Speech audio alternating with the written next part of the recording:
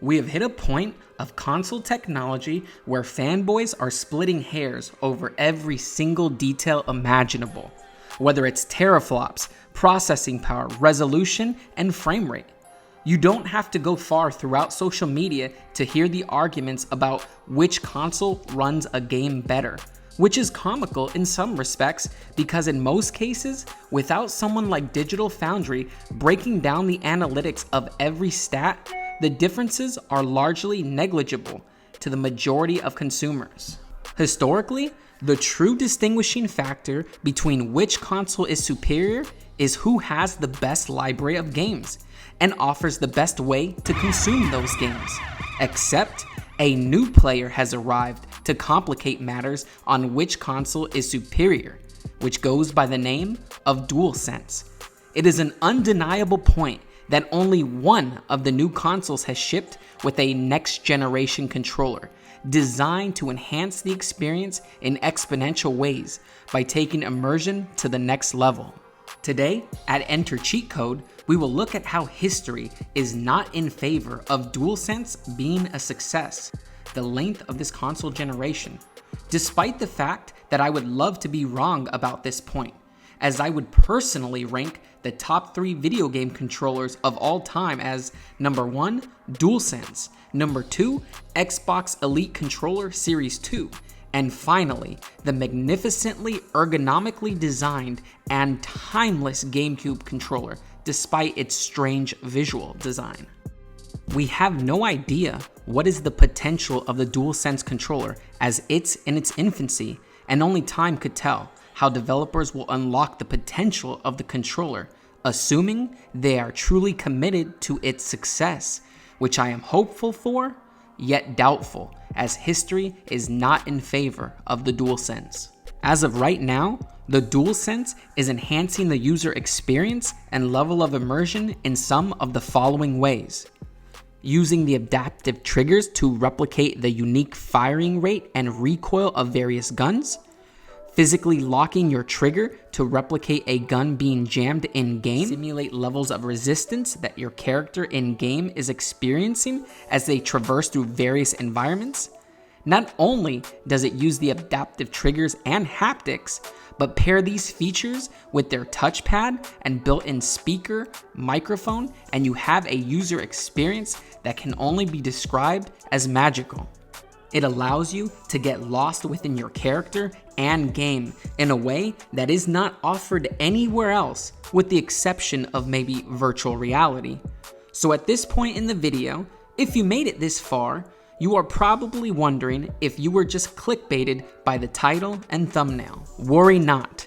I will prove to you why it is extremely likely that DualSense will be relegated to nothing more than an overrated gimmick that will be neglected by all developers outside of Sony's first and second party studios, as Sony will never abandon trying to make this take off, and will ultimately require first and second party studios to utilize the DualSense features in meaningful ways.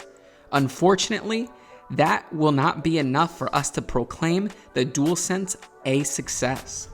Innovation in how we play and interact with games has been tried countless times, yet after over 3 decades of gaming, how we control games truly isn't that different.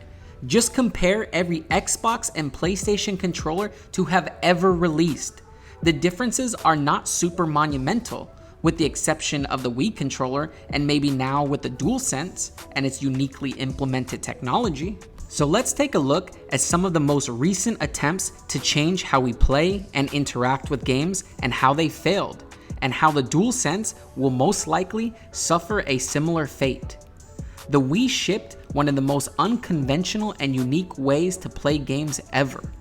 This strangely designed controller looked like a traditional TV remote and had an analog attachment to simulate a single joystick. The Wii had undeniable success, being one of the most successful consoles of all time, but it had no third-party support whatsoever, and this was due to its controller. The Wii was already at a major disadvantage in the power department, And couple this with its strange controller design, and what you have is an unwillingness for developers to support or port their multi-platform games to the Wii, as developing games for the Wii would result in several obstacles as to how to take an existing game designed for a traditional control pad and adapt it to the Wii remote. This was ultimately seen as too difficult and not worth it, so nearly all third-party developers completely ignored and neglected the Wii, or opted to design games to be played with one of its more traditional control options like the Wii Classic controller. This is worth noting, as developers may easily feel the same way about the DualSense. Why invest so much time, energy, resources, and personnel to incorporating DualSense features into their games when there is little to no return? What I mean is that because the DualSense features are unique only to the PS5, where is the incentive for the developers to incorporate said features, as they do not translate over to the Xbox Series X and their traditional controller? And it's not like PS5 games are being priced at a higher rate to reflect these premium features. So in an industry riddled with rising development costs, massive delays, and already horrible supplementation of development costs through predatory practices like microtransactions and loot boxes, will developers have any incentive to incorporating DualSense features when there is no return on investment? If you need more proof, we have seen this exact situation play out this previous console generation. While it seems like such a long ago forgotten and distant memory, Microsoft attempted to do the exact same thing that Sony strives to achieve with the DualSense, and that is to change the way we play by taking immersion to the next level. This came in the form of the Xbox One Kinect, which incorporated features like head tracking, motion controls, gesture controls, voice-activated commands, and so much more. They were so committed to the success of this product that they initially packaged every Xbox One with it, which resulted in a $100 higher price tag than the PS4. While the Kinect was a very ambitious property, just as the DualSense is, Sony's PS4 did not natively ship with an equivalent to the Kinect, offering the PlayStation 4 camera as an additional add-on, which could replicate many of the features of the Kinect. This should sound very familiar.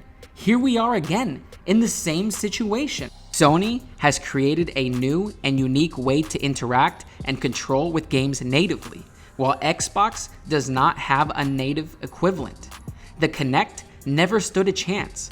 Why would developers invest the time, energy, personnel, and resources required to incorporating these features from a pure economic standpoint? There is no return on investment, so the Kinect would fall to the wayside. I would go out on a limb and say the Kinect would have been a huge success in enhancing how we interact and play games had the Sony PS4 natively come with a camera, and the developers could then justify and port the same enhancements across both consoles, enriching the overall user experience and level of immersion. One final way I will illustrate the point: when was the last time a multi-platform game utilized the DualShock 4's touchpad, light bar, or 6-axis motion controls in a truly meaningful way that enhanced the experience? The touchpad has largely been relegated as an extra button to access the map.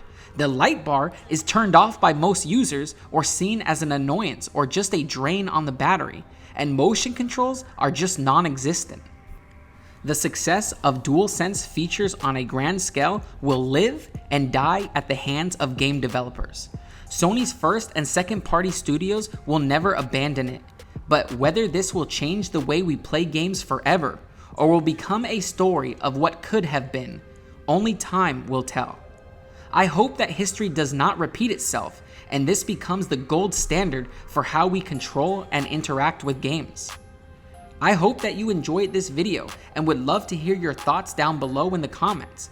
Please like, share, and subscribe if you are interested in an intelligent, unbiased take on all things gaming.